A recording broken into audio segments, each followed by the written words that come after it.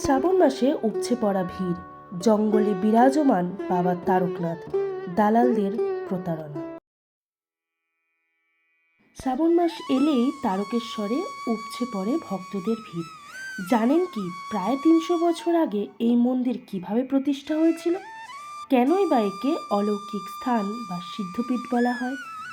আজ আমার ভিডিওতে দেখাবো শ্রাবণের কোলাহলের বাইরে এক শান্ত তারকেশ্বর ও তার অনেক অজানা ইতিহাস, যা হয়তো আপনি এর আগে কখনো শোনেননি।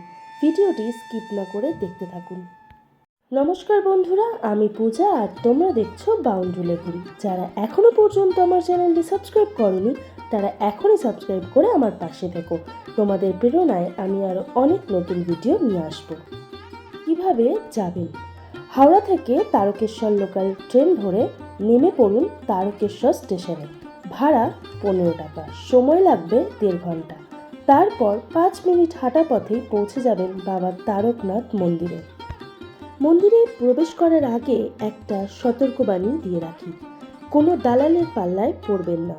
মন্দির গর্ভে নিজেই পৌঁছান, তারা আপনাকে কখনোই লাইনের বাইরে মন্দিরের মধ্যে প্রবেশ করাতে পারে না। নিজস্ব প্রসাদ নিজেই কিনুন, সমস্ত অসাধু চক্র থেকে এড়িয়ে থাকুন, নিজের জিনিস ও সোনা গয়না নিজের দায়িত্বে রাখুন। চলুন মন্দিরটি দর্শন করতে করতে আপনাদের শোনাবো কিছু পৌরাণিক গল্প ও লোককথা, ঘুরিয়ে নিয়ে আসবো ইতিহাসের পাতা থেকে। প্ল্যাটফর্ম থেকে বেরিয়ে কিছুটা গেলেই দেখতে পাবেন একটি তরুণটি হলো নেতাজি সুভাষচন্দ্র বসু তরুণ। মন্দিরের দেবত্ব সম্পত্তি রক্ষার জন্য 1924 সালের 10ই জুন তারকেশ্বর শিব মন্দিরের মহন্ত সতীশ গিরির বিরুদ্ধে একটা আর্থিক দুর্নীতির অভিযোগ ওঠে। এটাকে বলা হতো তারকেশ্বর সত্যাগ্রহ আন্দোলন। এটির নেতৃত্ব দিয়েছিল দেশবন্ধু চিত্তরঞ্জন দাস ও সুভাষচন্দ্র বসু। সেই স্মৃতি ধরে রাখার উদ্দেশ্যেই এই তোরণটি স্থাপিত হয়।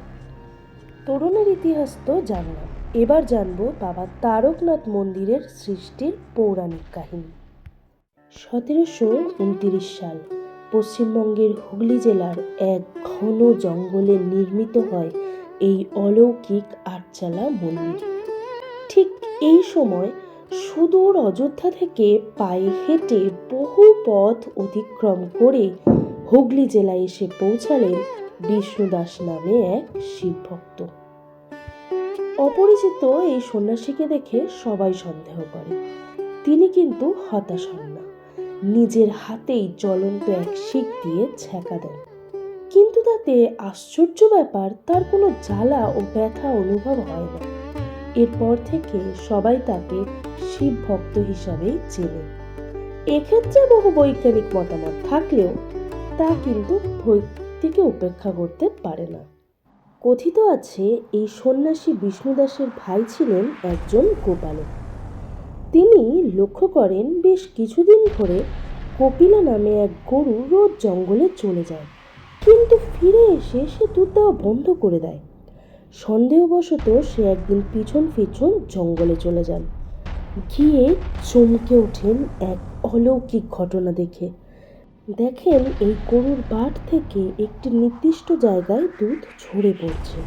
আর ঠিক সেদিন রাতেই বিষ্ণুদাস স্বপ্নে দেখেন বাবা মহাদেব ওখানে বিরাজমান। এই খবর চারিদিকে ছড়িয়ে পড়ে। রাজা ভারমল্লও সেই খবর শুনতে পান। তিনি ভাবেন সেই পাথরকে তিনি নিজের বাড়িতে নিয়ে আসবেন। অনেক লোক লস্কর নিয়ে পৌঁছালেন সেখানে, কিন্তু তা উদ্ধার হলো না। সে রাতেই তিনি স্বপ্নাদেশ পান। স্বপ্নে দেখেন বাবা মহাদেব বলছেন, এর বিস্তৃতি অনেক দূর, এখানেই আমার মন্দির প্রতিষ্ঠা করো, আমি এখানে বিরাজ করব বাবা তারকনাথ নামে। সেই ঘন জঙ্গলেই প্রতিষ্ঠা হলো তারকনাথের মন্দির, যেখানে আজও বহু ভক্ত ছুটে আসেন বাবার কাছে। বাংলা ভাষায় এটি হলো জিয়ড। তা তো প্রকৃতির সৃষ্ট, আর প্রকৃতি সৃষ্ট কোনো জিনিসের মধ্যে অলৌকিক ঘটনা থাকা কোনো অস্বাভাবিক ব্যাপার নয়। ঠিক এই মন্দিরের সামনেই রয়েছে একটা নাট মন্দির, আর পাশে রয়েছে দুধপুকুর।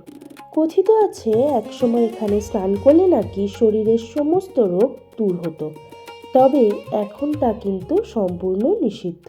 এই ঘটনা ছড়িয়ে পড়ে দেশ বিদেশে। বহু দূর দূরান্ত থেকে ভক্তগণ এখানে আসতে শুরু করে। 1885 সালে তীর্থযাত্রীদের যাতায়াত সুগম করার জন্য তারকেশ্বর রেলওয়ে কোম্পানি নামে একটা বেসরকারি উদ্যোগ তৈরি হয়। তারা শেওড়াফুলি থেকে তারকেশ্বর পর্যন্ত একটা লাইন তৈরি করেন। 1885 সালে 1 জানুয়ারি এই রেলপথটি চালু হয়। বর্তমানে এটি ভারতীয় পূর্ব রেলওয়ের হাওড়া বিভাগের অধীনে পরিচালিত হয়ে থাকে।